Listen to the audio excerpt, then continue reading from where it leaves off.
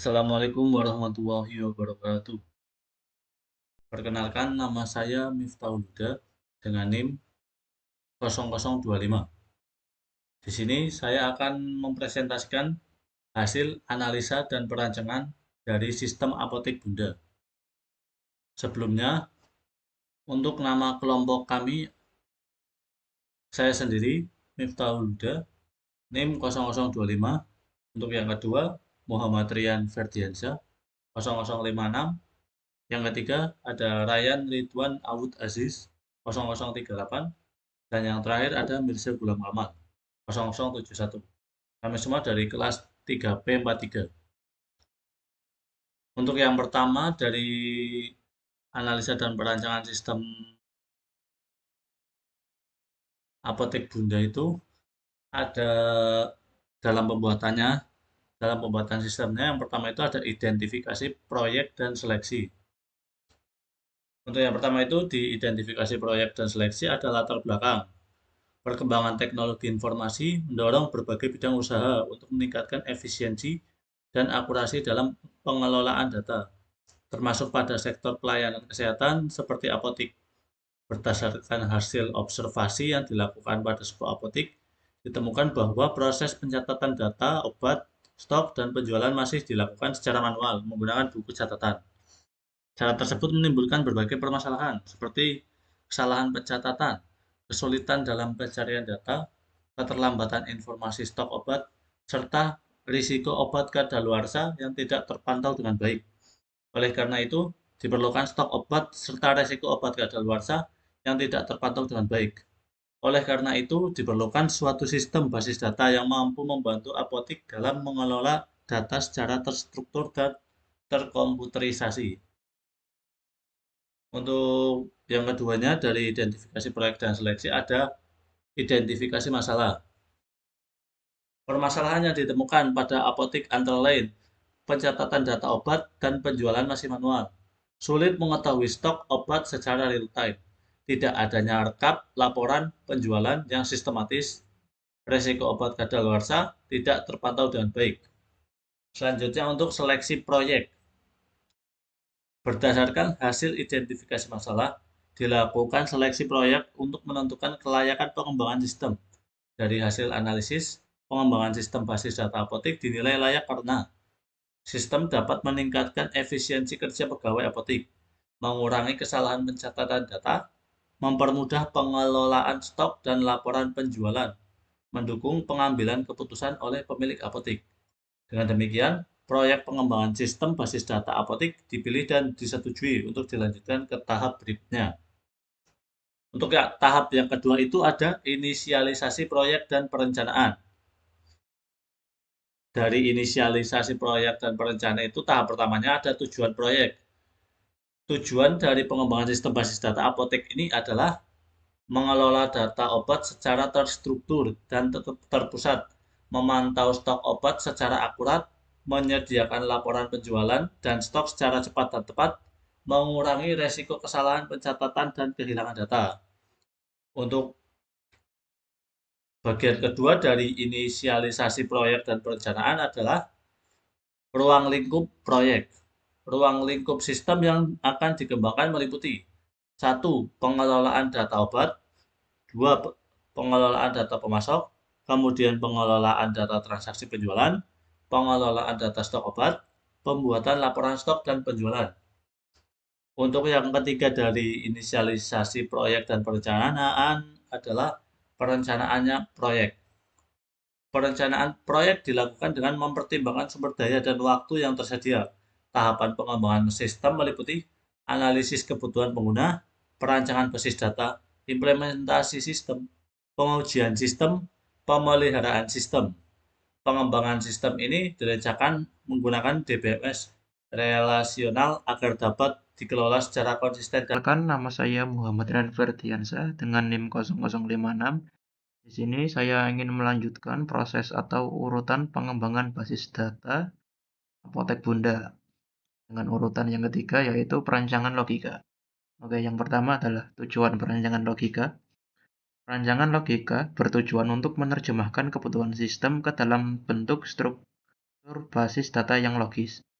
sehingga sistem dapat diimplementasikan dengan baik pada DBMS yang dipilih. Oke, yang kedua adalah identifikasi entitas atau tabel berdasarkan hasil analisis.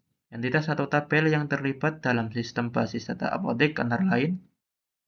Yang pertama adalah obat atau tabel obat, kedua supplier, tabel supplier, ketiga penjualan, tabel penjualan, empat tabel pegawai, dan 5 tabel transaksi. Yang ketiga ada struktur tabel logika. Yang pertama adalah tabel obat dengan field, kode obat sebagai primary key, nama obat, harga, stok, tanggal kadaluarsa, dan ini harusnya ada satu lagi yaitu kode supplier sebagai foreign key-nya dari tabel supplier. Terus ada tabel supplier dengan field, kode supplier sebagai primary key, nama supplier, alamat, dan nomor telepon. Selanjutnya ada tabel penjualan dengan field, kode penjualan sebagai primary key, tanggal penjualan, total harga, dan kode pegawai sebagai foreign key yang mengambil dari tabel pegawai. Selanjutnya adalah tabel pegawai dengan field, kode pegawai sebagai primary key, nama pegawai, dan jabatan. Oke, selanjutnya adalah tabel transaksi dengan field, kode detail sebagai primary key, kode penjualan sebagai foreign key, kode obat sebagai foreign key, jumlah, dan subtotal. Oke, yang keempat adalah relasi antar tabel. Relasi antar tabel pada sistem basis data apotek adalah sebagai berikut. Yang pertama adalah satu supplier dapat menyediakan banyak obat. Kedua adalah satu pegawai dapat melakukan banyak penjualan. Yang ketiga adalah satu penjualan dapat memiliki banyak transaksi. Dan yang keempat adalah satu obat dapat muncul dalam banyak transaksi. Oke, yang kelima adalah hasil perancangan logika. Hasil dari tahap perancangan logika adalah spesifikasi struktur tabel beserta relasi antar tabel yang akan digunakan sebagai dasar pada tahap perancangan fisik dan implementasi sistem basis data. Sebelumnya, perkenalkan, nama saya Ryan Ridwan Aud Aziz dengan NIM 2424000038. Di sini saya akan menjelaskan perancangan fisik. Tujuan perancangan fisik yaitu untuk menerjemahkan hasil perancangan logika ke dalam bentuk database nyata yang dapat dijalankan pada DBMS MySQL. Pada tahap ini ditentukan tipe data, panjang field, primary key, foreign key, dan index untuk mendukung kinerja sistem. Spesifikasi sistem DBMS MySQL, jenis database, relasional, engine, InnoDB. Desain tabel fisik. Setiap tabel diimplementasikan dengan tipe data yang sesuai dan dilengkapi dengan primary key serta foreign key untuk menjaga integritas data. Primary key digunakan sebagai identitas unik setiap data. Foreign key digunakan untuk menghubungkan antar tabel. Index diterapkan pada kolom tertentu untuk mempercepat pencarian data. Hasil perancangan fisik. Hasil dari perancangan fisik adalah struktur tabel database yang siap diimplementasikan dan digunakan dalam sistem basis data apotek. Database ini mampu menyimpan, mengelola, dan menampilkan data obat, transaksi, serta laporan secara efektif. 1. Tabel supplier. Create tabel supplier. Kode supplier varchar 10, primary key. Nama supplier varchar 100, alamat teks, nomor telepon varchar 15. Lalu yang kedua ada tabel pegawai. Create tabel pegawai. Kode pegawai varchar 10, primary key. Nama pegawai varchar 100, jabatan varchar 50. Lalu yang ketiga ada tabel obat. Create tabel obat. Kode obat varchar 10, primary key. Nama obat varchar 100, harga integer, stok integer, tanggal kadaluarsa date, kode supplier varchar 10, foreign key, kode supplier, reference supplier, kode supplier. Yang keempat, tabel penjualan. Create tabel penjualan, kode penjualan varchar 10, primary key, tanggal penjualan, date, total harga integer, kode pegawai varchar 10, foreign key, kode pegawai, reference pegawai, kode pegawai. Tabel transaksi, create tabel transaksi, kode detail, integer, auto increment, primary key. Kode penjualan varchar 10, kode obat varchar 10, jumlah integer, subtotal, foreign key, kode penjualan, reference penjualan, kode penjualan, foreign key, kode obat, reference obat, kode obat. Lalu yang kelima, implementasi.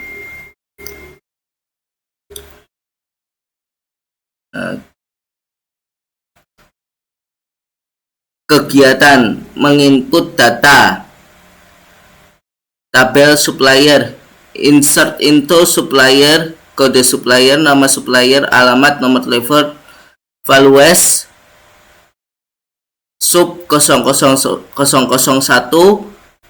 nama suppliernya PT Farmasi Sejahtera, alamatnya Jalan Sudirman nomor 123 Jakarta, nomor teleponnya 02155667788 dan seterusnya. Lalu ini hasil selectnya. Lanjut ke tabel obat, sama seperti yang tabel supplier tadi. Begini.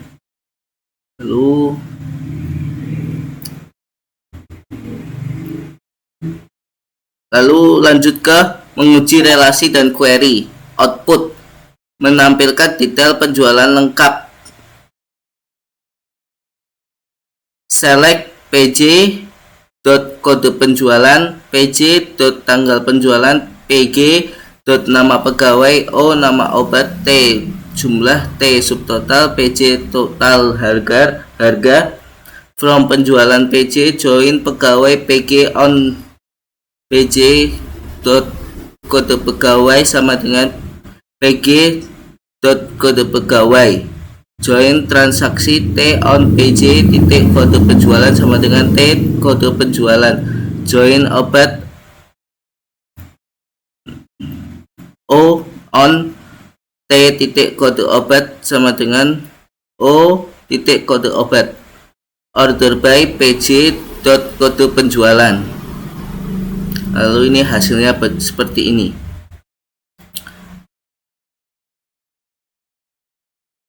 Ini untuk menampilkan penjualan per pegawai seperti ini. PG nama pegawai, PG jabatan, kon PJ kode penjualan, as jumlah transaksi, sum PJ total harga, as total penjualan, from pegawai PG, left join penjualan PJ on PG kode pegawai sama dengan PJ kode pegawai, group by PG kode pegawai, koma PG nama pegawai, koma PG jabatan. Lalu hasilnya seperti ini.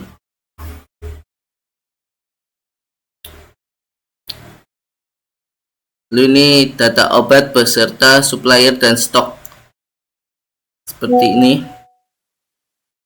O kode obat, O nama obat, O harga, O stok, O tanggal kadaluarsa, S nama supplier, S nama nomor telepon, S as telepon supplier, from obat O left join supplier, S on O kode supplier sama dengan S kode supplier, where O stock lebih besar 0, order by O titik tanggal kadaluarsa.